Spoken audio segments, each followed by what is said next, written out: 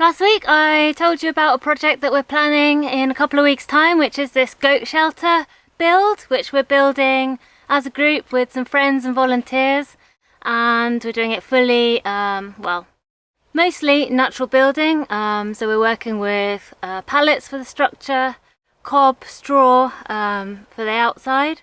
So we're still working on getting everything ready for that long weekend. I'm still running around everywhere, sourcing pallets, trying to find pallets of the right sizes, of good quality. So I've been going here and there trying to do that. I've almost got them all now. We've been putting these posts in the ground, these main support posts, which are going to support the whole structure. I've just put the last one in the ground now, the last bracket holder thingy for the post. These 3 posts at the front are going to be like the high part of the roof. So for these we want to kind of use the full height of the post. We're limited in terms of wood that we can get by what we can fit in the car. So we're working with 240 centimetre posts. That's just as long as I can get in the car. So that is going to be the height of the front of the goat shelter. So yeah, the posts are all in. The final thing that I want to do before that weekend, in terms of this structure and getting it ready, is do a bit of a test/demonstration of the way we're going to cover the pallets with chicken wire to allow the cob to stick, and how we're going to fill them with straw. There's 2 things that I wanted to try. Firstly, we wanted to try just filling the inside of the pallets with straw. That's the kind of insulation slash, just filling really. They need to be filled with something, otherwise the cob is just gonna go right through. So that's one technique, just stuffing them with straw and stapling chicken wire around the outside. The other thing you can do, which we're also trying, is you can make like a straw water mud mix so that the straw is stickier. And then you can stuff the pallets with that mix. You can put the chicken wire around the outside as usual, and then you can stick the cob onto the chicken wire / muddy straw kind of mix. We're thinking that that is going to be stickier and be easier for the cob to stick to. So those 2 things we're trying. I just want to have like an example of what we're doing on a single pallet really, so that when people are here they can really easily see what we're aiming for. And we've tried these techniques ourselves. Because although we've done cobbing a few times before, we haven't done the pallet cob structure, and we haven't done this thing with using straw on the inside. So yeah, we just want to be sure what we're doing and not be like trying to figure that stuff out on the actual weekend.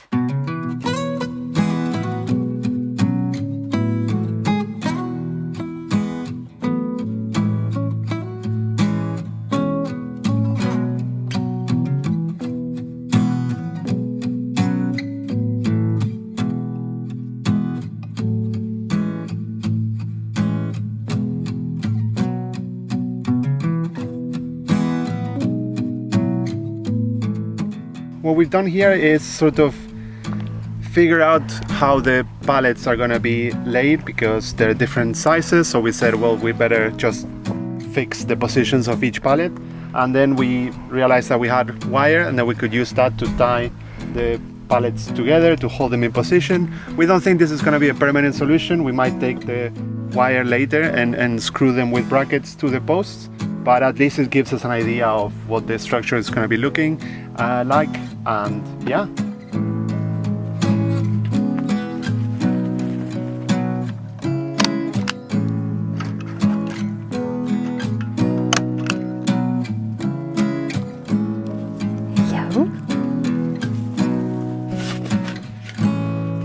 I think another thing I'm going to need is a sieve. Got this. Sieve out the stuff.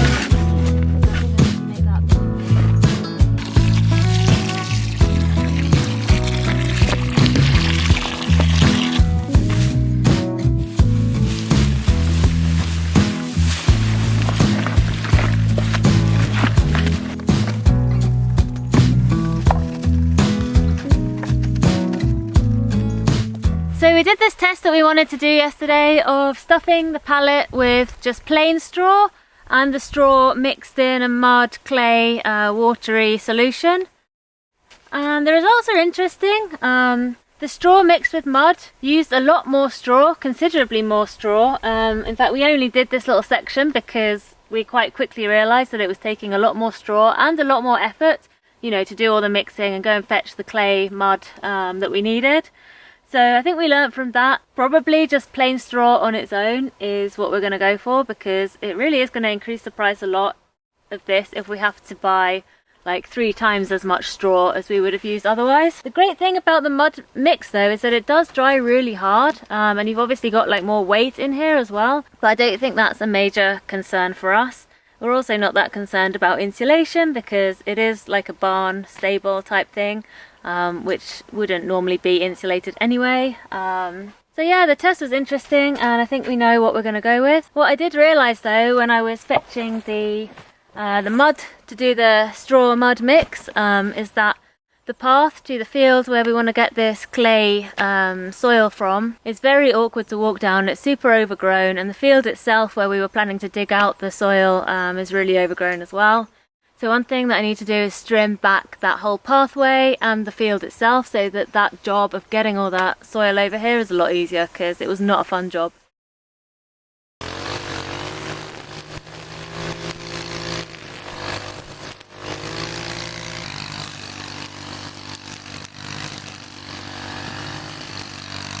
So these fields behind me are the fields that I want to be strimming. As you can see, they're really overgrown. Can you see? I don't know. I'll show you properly in a second, but yeah, they are really overgrown. I don't think we've ever strimmed here. They used to be ploughed. So the first year we were here, they were recently ploughed, so they didn't look too bad. But now they're just full of overgrown dry grasses and things, and when local people come past they say, when are you going to plough your field? You need to do something with that field, and it's getting a bit embarrassing. So this job kind of kills 2 birds with 1 stone. It sorts out that problem and restores my reputation in the town as someone who does actually look after their fields occasionally, and it means that we can more easily get the clay soil out of this field without getting scratched and having to walk through all the long grass.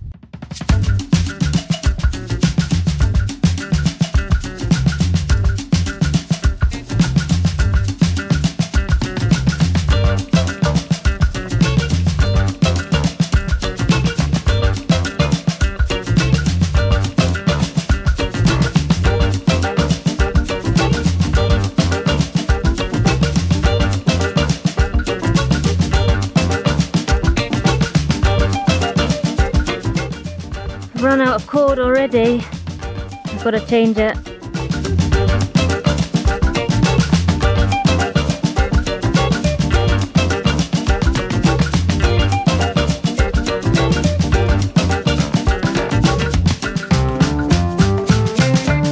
Okay, this is interesting.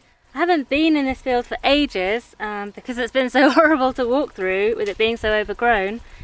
But I've just remembered that I sowed an experimental patch of green manure seeds here back in probably March, and I can see now that they have all come up and they have all also flowered and set seed. It was a mixture of vetch and oats that I sowed here. So this is the vetch, these are the little vetch seed pods. Yeah, it's just interesting to see that it has grown. I just kind of broadcast the seeds into the wet soil when it had been raining. I think I maybe scraped or raked a little bit of soil kind of over the top of the seeds and then left them, and they've obviously come through, which is great.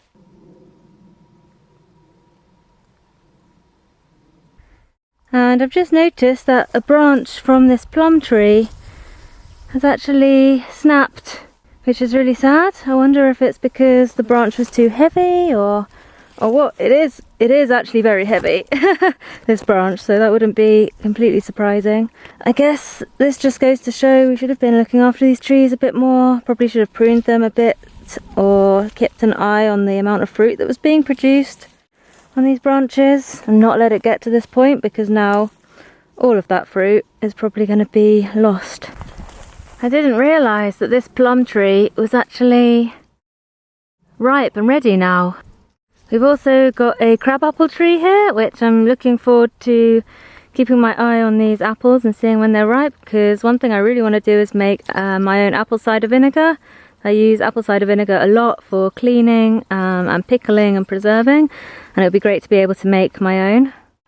We've also got a huge fig tree in this terrace. It's looking a little bit sorry for itself at the moment, a bit thirsty. But I don't know why, I think it's just not trying hard enough because there is water close to here. It's so close to the barranco. Just needs to try a bit harder, I think. I've also discovered another of the same type of plum tree. And it just is full of the most perfect plums. I didn't know that we had 2 of these trees. Just goes to show what you miss when you're not taking care of your land.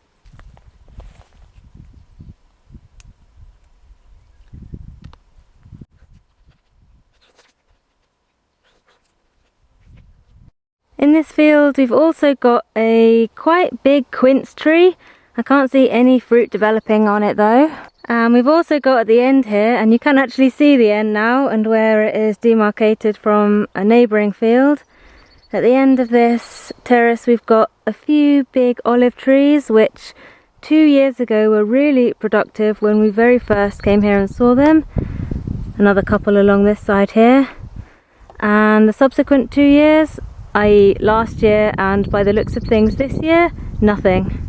Well, looking closely we do have the odd olive beginning to develop here and there, but it's clearly going to be nothing like the harvest that we had a couple of years ago. And other people in the area are saying the same, that their olive trees, they're just giving up on olives this year really. Their trees are just doing nothing. So I don't know if we had some bad weather, the wrong at the wrong time, I don't know. We were planning to hopefully press our olives this year and make some oil, but I guess we'll have to see if that will be possible with what we're going to get. I really can't believe I got that whole field done. I'm really happy that I did. It looks so much better. And I discovered some trees that I didn't know we had. I can now get up close around the trees and actually have a look at what's growing on them, get up there to harvest and take care of them. So that's really good. I really want to keep this field under control now that I've done this and not let it get back to the state where it was at before. Hopefully if I just keep on top of it and keep mowing it down and trimming it down every year or as often as I need to, slowly we'll begin to build up a bit more of that organic matter on the ground and begin building some of the soil that was lost through all the years of ploughing. I really hope that over the next few weeks, while I've got everything cut down and trimmed down, I can find the time to come back and pull out some of the biggest rocks and stones from this field and just move them to the side, because it just kept hitting on so many rocks and it was just, yeah, it just made it really hard to strim. So yeah, I hope I can do that and then make life a bit easier for myself next time, because this was a very sweaty, very hard, quite frustrating job to do, which used, yeah, a lot of cord, a lot of gas, and took quite a long time.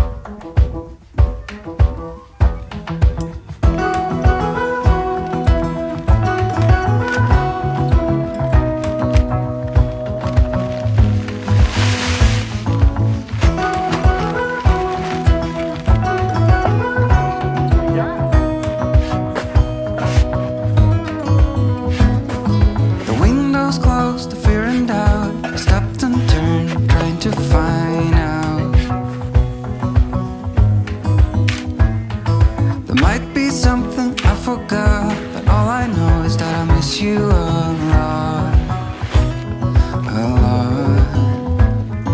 7 days of eternity, 7 days in another country. Every cell screams stay right here, and my legs they freeze us in fear. We got time after this, but I'll need you as my brightest light.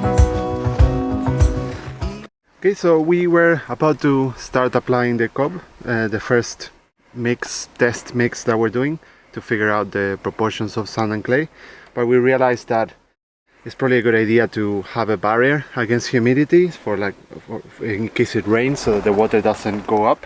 So we put a sheet of plastic underneath the pallet. Yeah. So yeah, this mix is too dry. It doesn't Like, it's good for piling up and making a tower, but in reality we don't want to make a tower here. We want it to stick and sort of cover this. So we think we needed a lot more runny. In the darkest night, you shine so bright.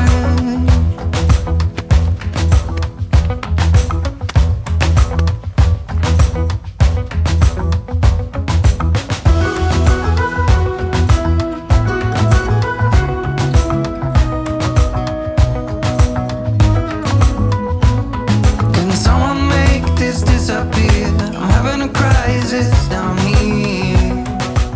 We've also got these gaps here at the corners. Maybe what we can do is put chicken wire across and fill it with straw. Yeah. What do you reckon? Yeah. You know what I mean? Yeah. Otherwise we're going to just use up a load of cob just filling this gap, which is going to be a bit wasteful. Yeah. So our goal today is to just try and cover this side of this one pallet and do a whole pallet. We want to see how thick the cob really needs to be to make a strong supportive wall.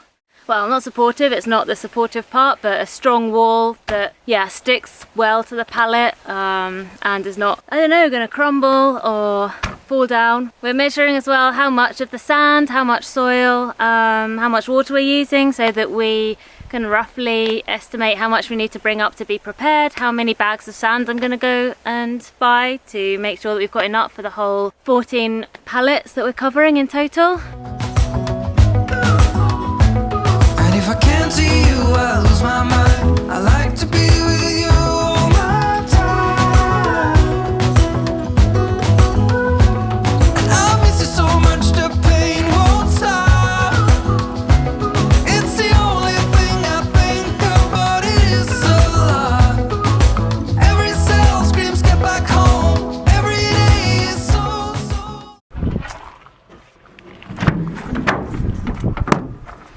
So right now I'm still going around looking for materials.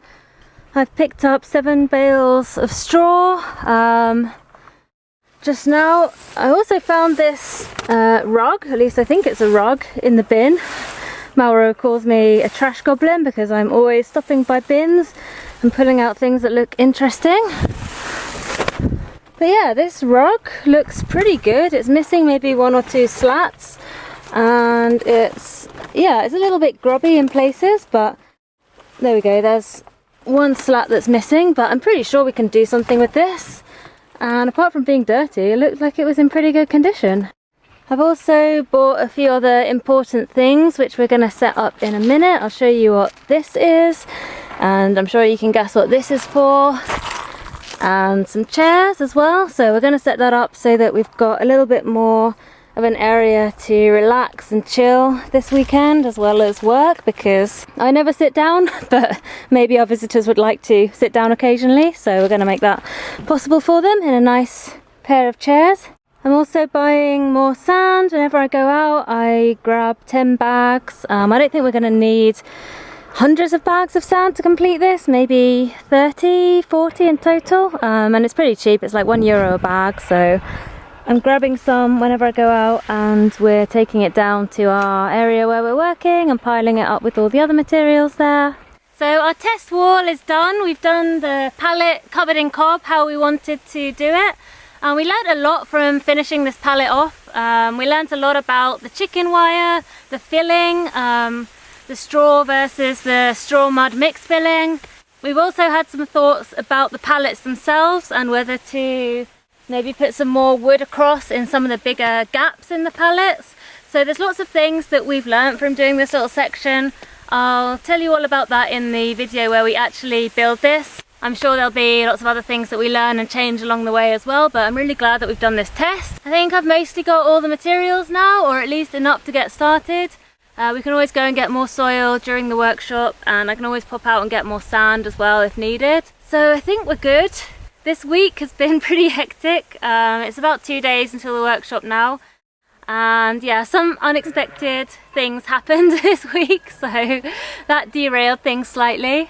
I'll tell you all about that in a future video. I don't think I've got time in this one. Anyway, I think that's it for this video. Thanks for watching as always, and yeah, we'll see you in the next one.